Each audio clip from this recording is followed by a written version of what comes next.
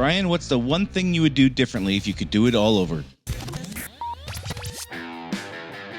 Running a service business can be hard.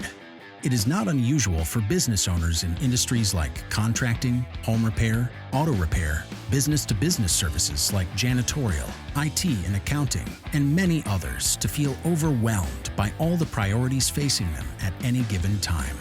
Between addressing the needs of the customers, managing the employees, figuring out the financials, and getting processes in place, feeling like you're making significant progress on your business journey can be difficult. Welcome to Service Industry Success, hosted by Brian Harding. Each week, Brian will look at real-world strategies for building the business you are dreaming of, while also sharing tactics to get through some of the most frustrating parts of business ownership with a lot more ease. Let's get started. So this week I opened up some questions for the podcast, and I got some responses. And one of the questions I got was by Trent P. So thanks, Trent, for sending your question in.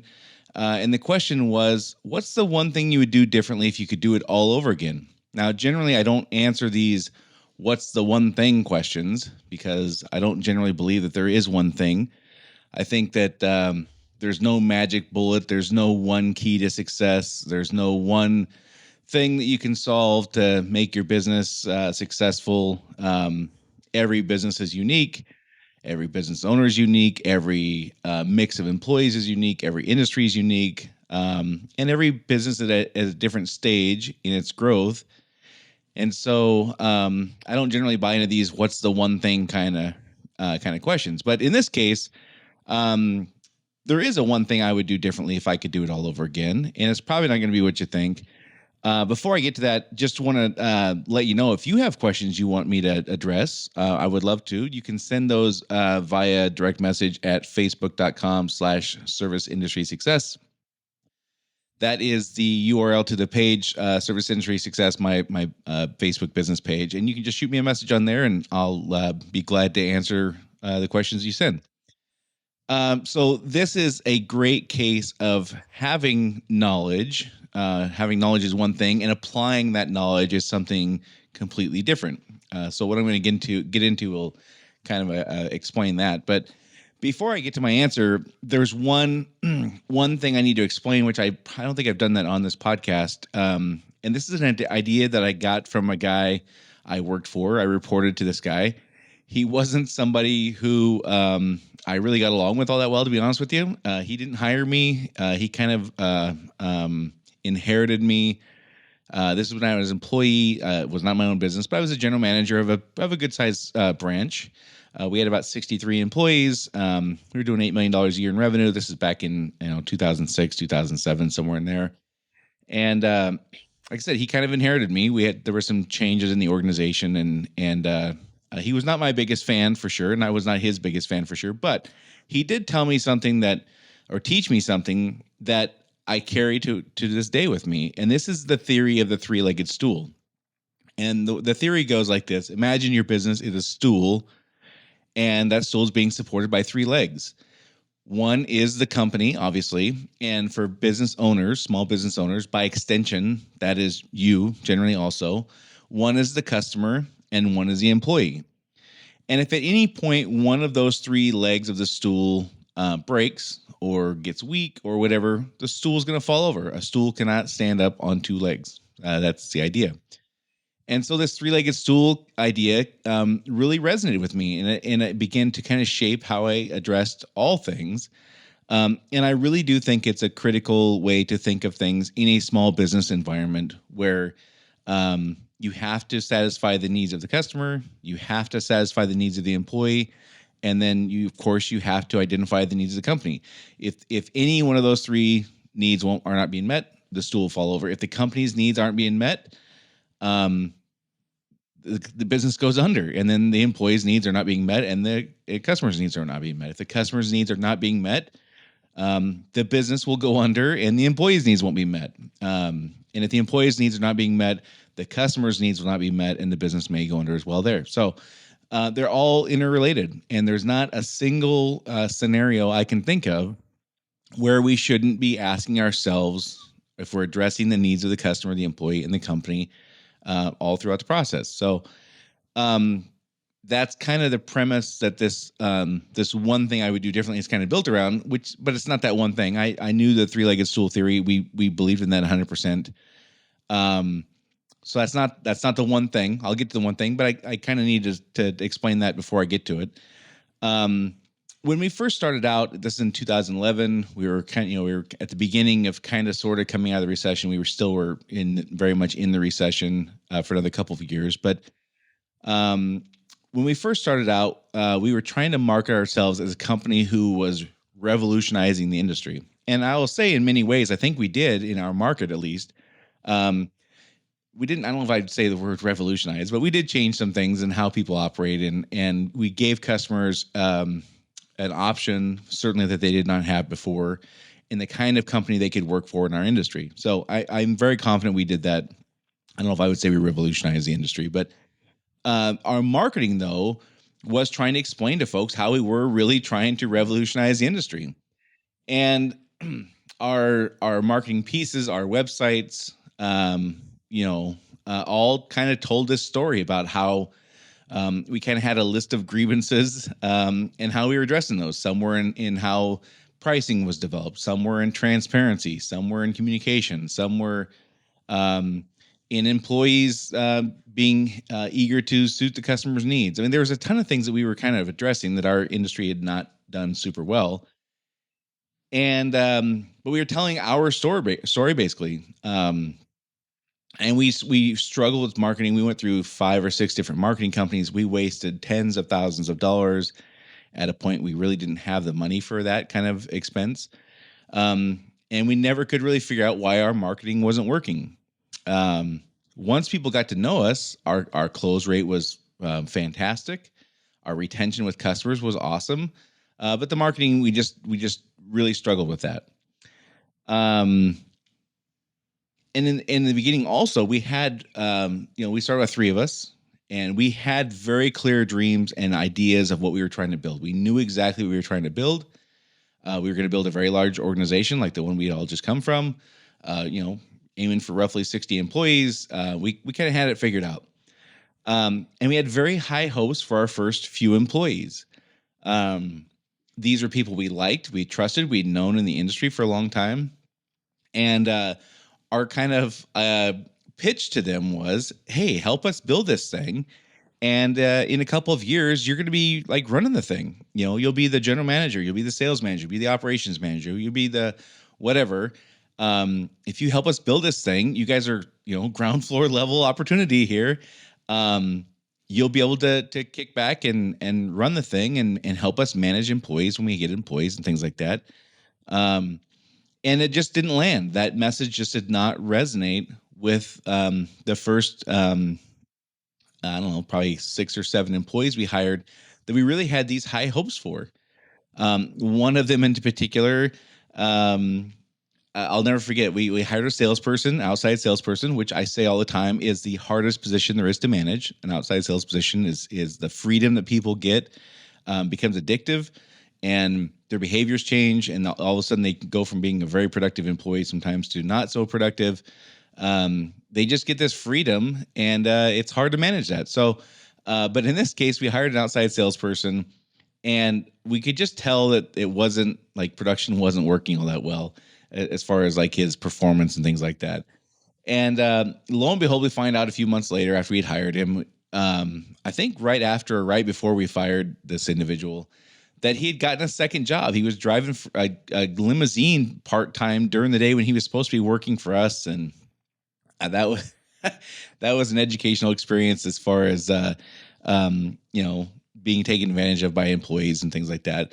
And then we had other employees we liked very much, and we were hoping that they would be operational managers one day. And we kept saying, like, listen, we know you're not making a lot of money right now, which wasn't super uncommon in 2011. A lot of folks were making less than they wanted, but stick it out with us, help us build this thing, and then you're going to run it someday.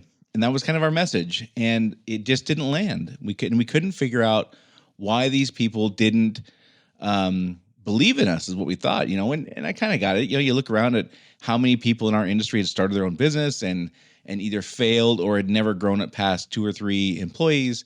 And here we had these big lofty dreams and we were going to build this big, massive company. And so I kind of got it that they didn't really trust us or believe that we could do it. But I really later found out that that was not the case at all. That wasn't really what was holding them up.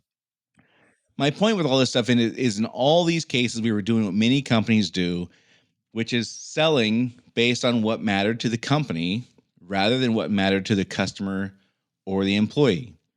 And we see this all the time. Now, whether you're selling your service to a customer, which is obviously sales, or selling a position or a dream or an idea or a concept to an employee, you're still selling. People do not make decisions, buying decisions or life decisions based upon what other people want them to do.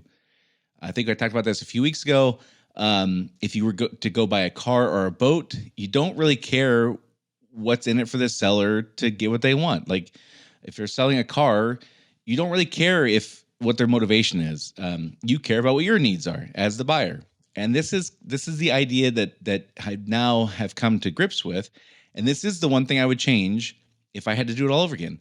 I would apply this knowledge to everything we did much earlier. The first few years we were in business, we struggled a great deal in our marketing message and our employee recruitment and retention because we were talking about what we needed. We needed somebody to run the company for us someday.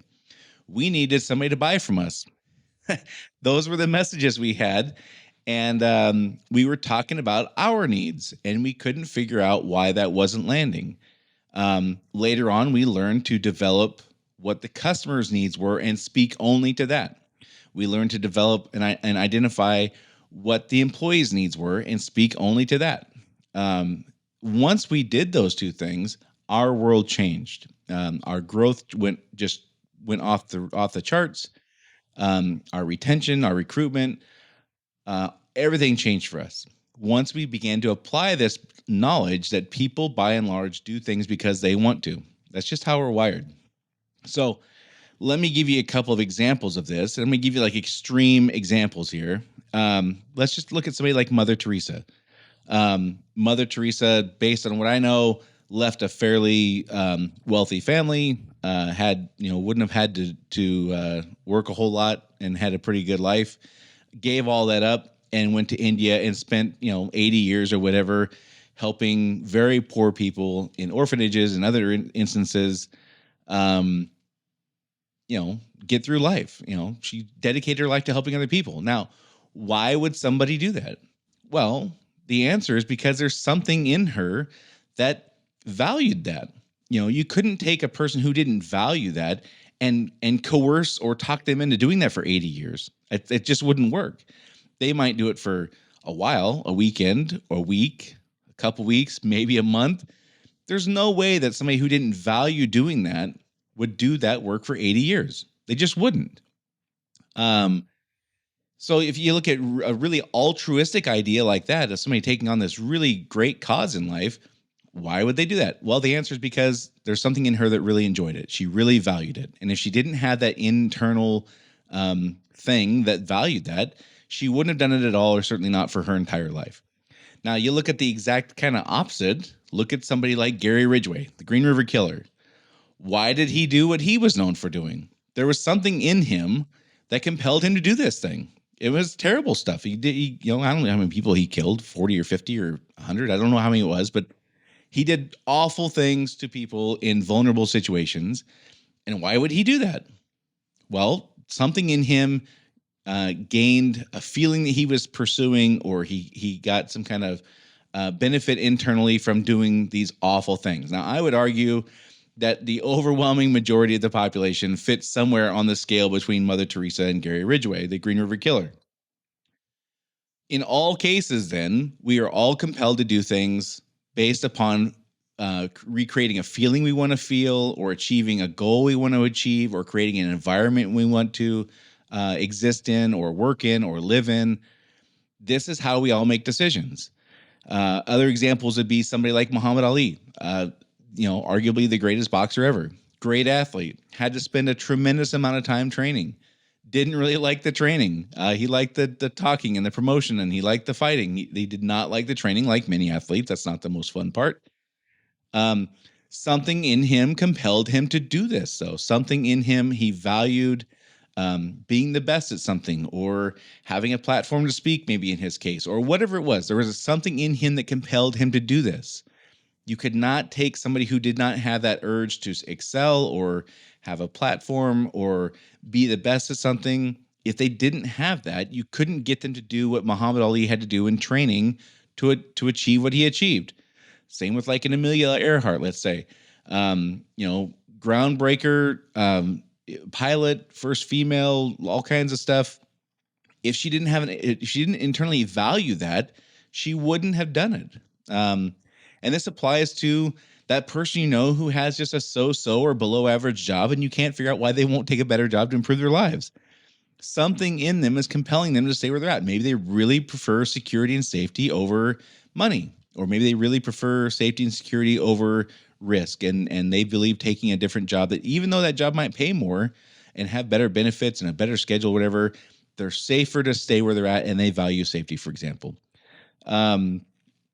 So this is one of the pieces of knowledge that once I really began to apply, it's one thing to know this, but it's a whole different thing to really begin to apply this. Again, our world really kind of changed. So people are more likely to do things that are helping them achieve what they want in feelings, goals, environments, that kind of thing.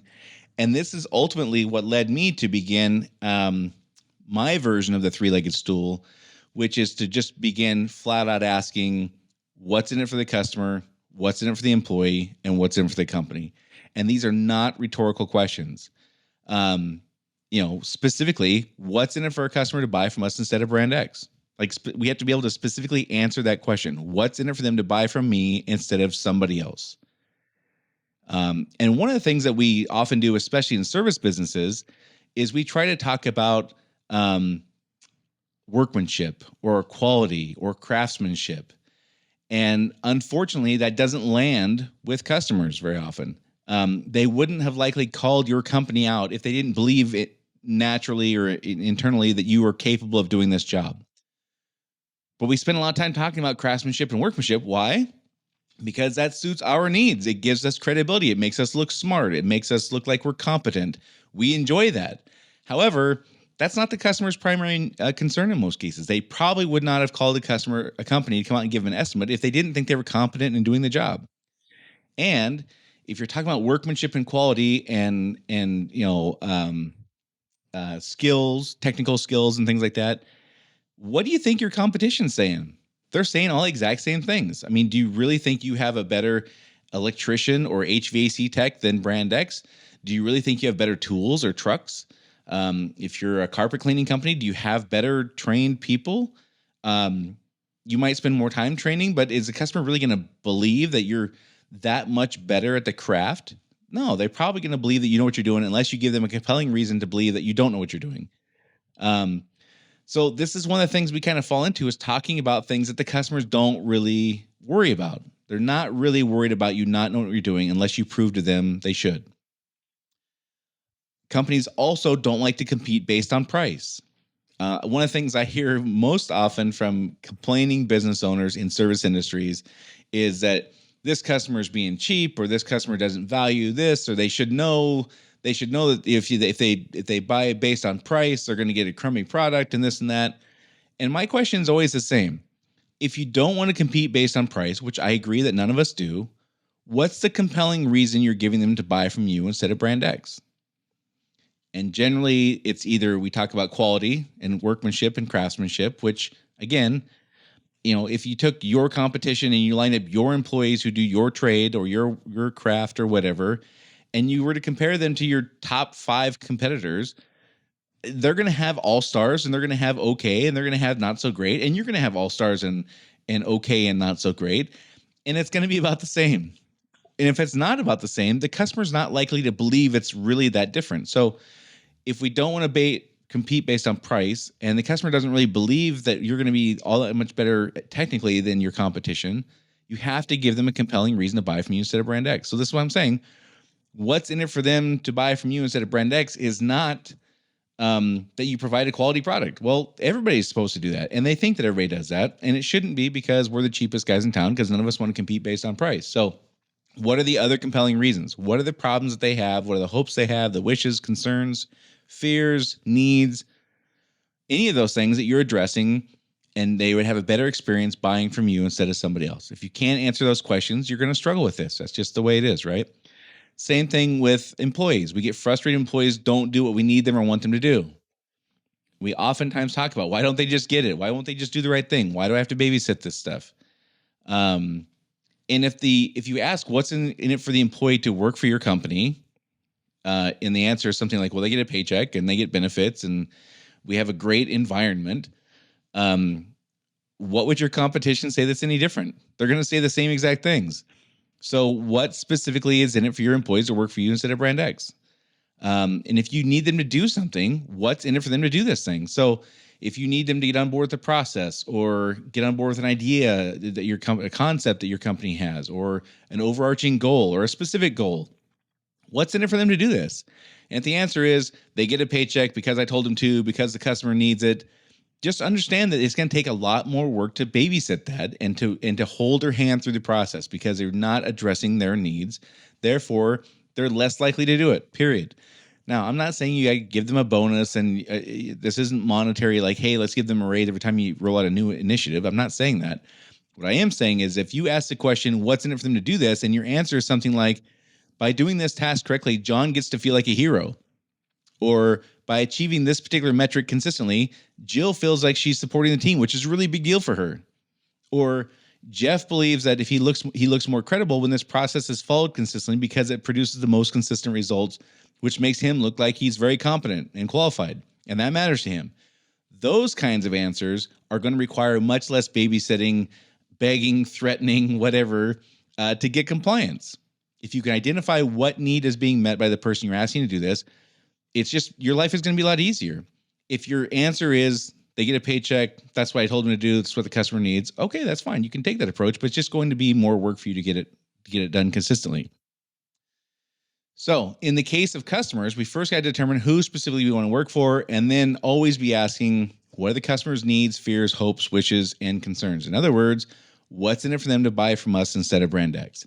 In the case of employees, we first must determine if their values and goals align with ours in the company's. Are they a good fit for the company? If not, then they got to go. It's better for them, and it's better for us that they go work somewhere where their values and goals do align with the company. Everybody deserves that kind of happiness. And if you've done a good job of removing people whose goals and values don't align with your company's, then it's a matter of asking what's in it for them to work here instead of brand X, and what's in it for them to do this task, follow this process, get on board with this idea, or hit this benchmark. What's in it for them to do that? So to answer Trent's question, what I would do differently is apply this knowledge from day one. It took a couple of years for me to figure this out. Once I did, our world changed. So what I would do differently is I would apply this knowledge from day one. So just remember that people are more inclined to do what you need them to do if it meets their needs. And do what you need them to do could be buying from you, could be working for you, could be carrying out a particular task or following a particular process. We just have to be aware we're fighting nature if we're going to expect something different, and you're going to be disappointed. Now, are there times you have to just draw a line in the sand and say, do this or else? Yes, of course there are. But those need to be few and far between.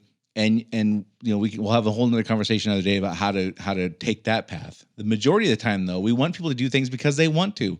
We don't want to have to babysit them on every process. We don't have to threaten or beg them to comply. How do we do that? Identify what's in it for them to do this thing and align our goals and move forward, right?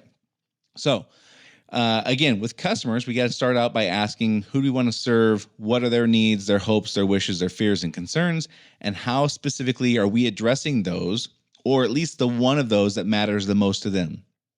So when we ask ourselves, what's in it for our customer to buy from us instead of brand X, we have an answer besides price and quality, which again is the same things that everybody else is going to say. When it comes to employees, we got to ask ourselves, does this person share our values and goals? If not, they got to go. They got to go work somewhere else, because it's going to be too much of a hassle to get them on board with our ideas if they don't share our values and goals. And then once we have people who do share our values and goals, then we need to be asking ourselves, what's in it for them to work here instead of brand X? And what's in it for them to do this one particular thing that I need? So, Trent, that's the long-winded answer to your question. What I would do differently if I could do it all over again, I would apply that knowledge much earlier. And I can tell you my life would be a lot easier way earlier than it was. So, again, first of all, I want to just take a moment and say thank you for sharing this podcast. The ratings in the last month have gone through the roof. We are all over the country now, the United States, and we're in 10 countries, primarily US, Australia, and Germany. But thank you very much for sharing this. And I would just ask, again, for those who are new listening, please take a moment and share this podcast with a friend or a colleague who's in business, who is a business owner in the service industry. If you have time, give us a rating and review. If you could spare just 30 seconds to do that, that'd be awesome. That's how you grow these things. Make sure you subscribe to the podcast. You can subscribe to the Rumble page, rumble.com/service industry success. You can follow our page on Facebook, facebook.com/service industry success. That's where a lot of the information comes out about podcast topics and other things that we got going on. There's a whole bunch of stuff coming out later this year. We got a whole bunch of things that we're going to be talking to you about. I'm really excited about. So stay tuned. Again, find us on Rumble, find us on Facebook, subscribe to this podcast on whatever platform you're listening to, and take a moment, if you would, and just share it with a friend. And that's it for this week. Thanks for your time, and I'll talk to you all next week.